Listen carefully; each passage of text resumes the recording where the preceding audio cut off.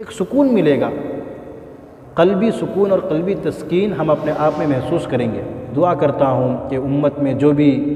برائیاں، جو فتنے، جو فساد، جو حادثات، بلیات اور پریشانیاں ابھی آ رہی ہیں، اللہ تبارک و تعالیٰ ان سب سے میری اور آپ کی حفاظت فرمائے۔ جی مولانا بتائیے، دعائے انس کے تعلق سے بنگلور شہر کے کئی سارے علماء نے ان کی رائے پیش کی ہے، آپ کیا سمجھتے ہیں مولانا دعائے انس؟ بسم اللہ الرحمن الرحیم۔ دعائے انس یہ رسول کریم صلی اللہ علیہ وسلم کی دعا ہے، تو اس تعلق سے کوئی رائے پیش کرنا یا کوئی اس تعلق سے تائید کرنا یا تصدیق کرنا، اس کی تو کوئی ضرورت ہی نہیں پڑے گی،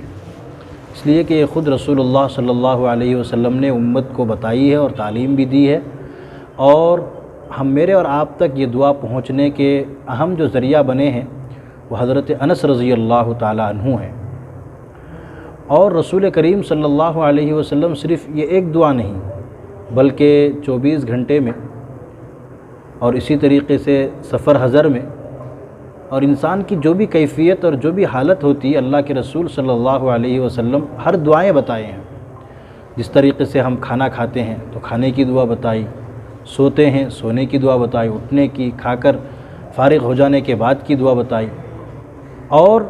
ان دعاؤں میں برکتیں بھی رکھی ہیں، اور جو اللہ کے رسول صلی اللہ علیہ وسلم نے مجھے اور آپ کو دعائیں بتائی ہیں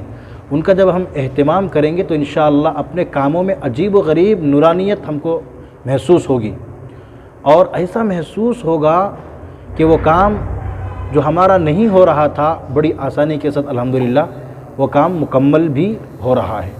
اور ایک سکون ملے گا، قلبی سکون اور قلبی تسکین ہم اپنے آپ میں محسوس کریں گے۔ اور خود اللہ تبارک و تعالیٰ نے کلام پاک میں بھی دعا کے بارے میں جگہ بجگہ ارشاد فرمایا ہے، اسی طریقے سے اللہ کے رسول صلی اللہ علیہ وسلم نے دعا کے بارے میں بہت سی احادیث ارشاد فرمائی ہیں۔ الدعاء سلاح المؤمن، فرمایا کہ دعا یہ مومن کے لیے ہتھیار ہے، دعا یہ مومن کے لیے ہتھیار ہے، جیسے کہ مجاہد کے لیے جنگ میں ہتھیار ہوا کرتا ہے لڑنے کے لیے، تو ایک مومن کے لیے 24 گھنٹہ جو بھی اس کی صبح شام گزر رہی ہے ان میں ہتھیار اس کے لیے دعائیں ہیں جو رسول کریم صلی اللہ علیہ وسلم نے مجھے اور آپ کو بتائی ہیں۔ آپ کا جو سوال ہے دعائے انس کے بارے میں، میں یہ کہتا ہوں کہ دعائے انس یہ ہر گھر میں اس کے پڑھنے کا اور پڑھوانے کا اہتمام ہونا چاہیے، اور ہر ایک کو یہ دعائے انس یاد رہنی چاہیے۔ دعائے انس کا پس منظر بہت مشہور ہے، اس کے بارے میں ایک مشہور واقعہ بھی ہے کہ حضرت انس رضی اللہ تعالیٰ عنہ ایک مرتبہ حجاج بن یوسف کے پاس بیٹھے ہوئے تھے، تو حجاج بن یوسف نے کہا کہ اپنے خادم سے کہ حضرت انس کو رضی اللہ تعالیٰ عنہ ان کو ہمارے اس استبل میں لے جاؤ جہاں میرے عمدہ قسم کے 300 گھوڑے رکھے ہوئے ہیں۔ لہذا حضرت انس کو وہاں لے جایا گیا، اور حضرت انس رضی اللہ تعالیٰ عنہ وہاں گئے تو ان گھوڑوں کو دیکھ کر کے واپس پھر تشریف لائے، حجاج بن یوسف کے پاس بیٹھے۔ حجاج بن یوسف کہنے لگا کہ میرے گھوڑوں کو آپ نے دیکھا، اس کا انداز تنزیہ تھا، اور رسول کریم صلی اللہ علیہ وسلم پر ایک بھدا قسم کا جملہ اس نے استعمال کیا، کہا کہ انس کیا تم نے رسول کریم صلی اللہ علیہ وسلم کے زمانے میں بھی اور خود آپ علیہ السلام کے پاس ایسے گھوڑے دیکھے تھے؟ دیکھو میرے پاس کتنے عمدہ قسم کے گھوڑے ہیں۔ حضرت انس رضی اللہ تعالیٰ عنہ کو یہ بات ناگوار گزری اور آپ غضبناک ہو گئے۔ حضرت انس رضی اللہ تعالیٰ عنہ نے حجاج بن یوسف سے کہا کہ دیکھو لوگ گھوڑے 3 طرح کی نیت سے پالتے ہیں، ان کی جو نیتیں ہوتی ہیں وہ 3 قسم کی ہوتی ہیں۔ ایک نیت یہ ہوتی ہے کہ اس گھوڑے کو وہ میدان جنگ میں استعمال کریں گے، اس سے اسلام کی خاطر لڑائی لڑیں گے، تو اللہ کے رسول صلی اللہ علیہ وسلم نے فرمایا کہ جو گھوڑا جنگ کے لیے استعمال ہوتا ہے اس کا جو لید ہے، گوبر ہے، کھال ہے، بال ہے، یہ سارا کا سارا کل میدان محشر میں ترازو میں تولا جائے گا، اور مجاہد کو اور جس نے اس گھوڑے کو پالا ہے اس کو اس کے برابر ثواب بھی دیا جائے گا، نجات کا گویا کہ ذریعہ بنے گا۔ حضرت انس رضی اللہ تعالیٰ عنہ نے فرمایا اور دوسری قسم وہ ہے، دوسرے لوگ وہ ہیں جو اس نیت سے پالتے ہیں کہ سواری کے لیے، تو جو لوگ سواری کے لیے گھوڑوں کو پالتے ہیں تو ان کو نہ ہی ثواب ہے اور نہ ہی عذاب ہے، اور تیسرے وہ لوگ ہیں اس نیت سے گھوڑوں کو پالتے ہیں کہ فخر کرنے کے لیے، تکبر کے لیے، شہرت کے لیے، لوگوں کو دکھانے کے لیے وہ گھوڑوں کو پالتے ہیں۔ حضرت انس نے فرمایا یہ جو تیسری قسم کے لوگ ہیں اے حجاج، اس میں تم داخل ہو، اور تمہاری نیت بھی شہرت کی ہے، تکبر اور انانیت کی ہے اور چرچے کی ہے۔ حجاج بن یوسف کو بھی غصہ آ گیا اور کہنے لگا اے انس، اگر آپ رسول کریم صلی اللہ علیہ وسلم کے خادم نہ ہوتے تو میں آپ کے ساتھ وہ کچھ کر گزرتا کہ آپ اس کو محسوس بھی نہیں کر سکتے، آپ سوچ بھی نہیں سکتے۔ آپ کیونکہ خادم رسول تھے، خادم نبی تھے، اسی لیے میں آپ کی رعایت کر رہا ہوں۔ حضرت انس رضی اللہ تعالیٰ عنہ فرمانے لگے کہ حجاج بن یوسف تم میرا کچھ بگاڑ نہیں سکتے، اس لیے کہ میں نے رسول اللہ صلی اللہ علیہ وسلم سے ایسے کلمات کو سیکھ رکھا ہے، ایسی دعا کو سیکھ رکھا ہے کہ میں وہ صبح شام پڑھ لیتا ہوں، اور اس کو پڑھنے کی وجہ سے میں اللہ کی حفاظت میں رہتا ہوں، لہٰذا تم میرا ایک بال تک بیکا نہیں کر سکتے۔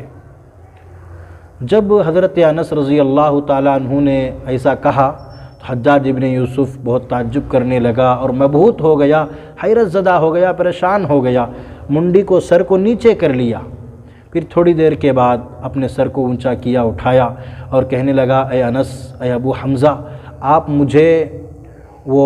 دعا سکھا دیجئے، وہ کلمات سکھا دیجئے۔ حضرت انس نے فرمایا کہ تم اس لائق نہیں ہو، اس قابل نہیں ہو کہ تم کو میں وہ دعا سکھاؤں، لہذا حضرت انس نے ان کو وہ دعا نہیں سکھائی۔ مختصراً عرض یہ ہے کہ حضرت انس رضی اللہ تعالیٰ عنہ کا جب آخری وقت آیا وصال کا، تو ان کے جو خادم خاص تھے انہوں نے کہا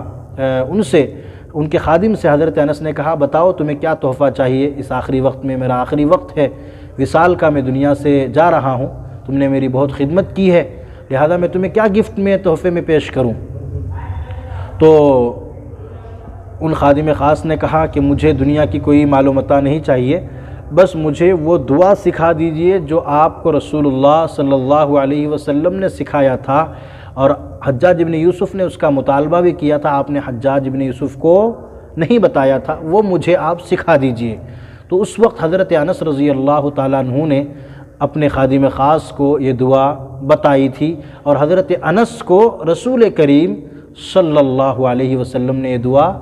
سکھلائی تھی۔ اللہ کے رسول نے فرمایا جو آدمی یہ دعا صبح شام پڑھ لیتا ہے، صبح پڑھ لے یا شام پڑھ لے، انشاءاللہ وہ اللہ کی حفاظت میں رہے گا، تمام شرور و فتن سے، جادو ٹونے سے، مشکلات سے، آفات و بلیات سے وہ محفوظ رہے گا۔ لہذا مجھے اور آپ کو چاہیے کہ اس دعا کو پڑھنے کا ہم اہتمام کریں۔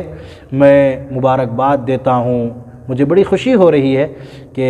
ہمارے فیض بھائی میرے دوست بھی ہیں اور ساتھی بھی ہیں، بہت دنوں سے الحمدللہ ہمارے تعلقات ہیں۔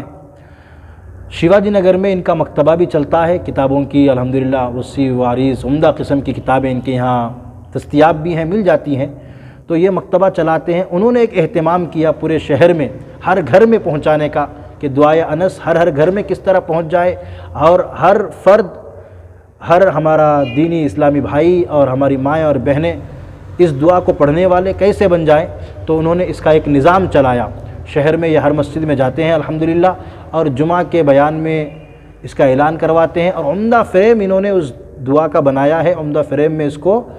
پیک کر کے یہ تقسیم کرواتے ہیں، کچھ مناسب اس کا انہوں نے ہدیہ رکھا ہے۔ میری گزارش ہے ہر ماں بہن سے، مرد و خواتین سے کہ وہ اس دعا کو حاصل کریں اور اپنے گھروں میں اس کے ورد کا پڑھنے کا اہتمام کریں۔ اللہ تبارک و تعالی ہمارے فیض بھائی کو اور ان کے جو بھی جملہ معاونین ہیں تمام کو جزائے خیر عطا فرمائے، اور میں دعا کرتا ہوں کہ امت میں جو بھی برائیاں، جو فتنے، جو فساد، جو حادثات، بلیات اور پریشانیاں بھی آ رہی ہیں، اللہ تبارک و تعالی ان سب سے میری اور آپ کی حفاظت فرمائے، چین و سکون کی زندگی نصیب فرمائے، آمین۔ والسلام علیکم ورحمۃ اللہ وبرکاتہ۔